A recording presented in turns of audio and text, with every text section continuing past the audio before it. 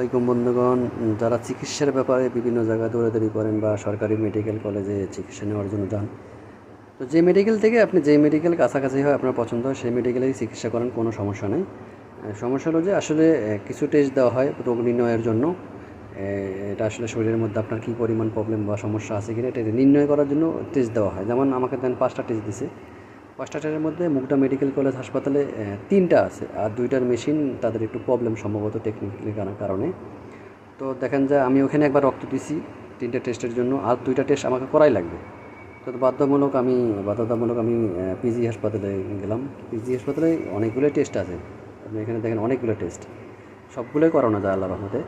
তো আসলে দেখেন আমার যেখানে একবার রক্ত দিলেই হয়তো সে জায়গায় আমাকে 2বার দেওয়া লাগছে আর কি। তো ওটা আসলে ব্যাপার না, এটা হ্যারাসমেন্ট বা 2 জায়গায় আপনি দৌড়াদৌড়ি করলেন।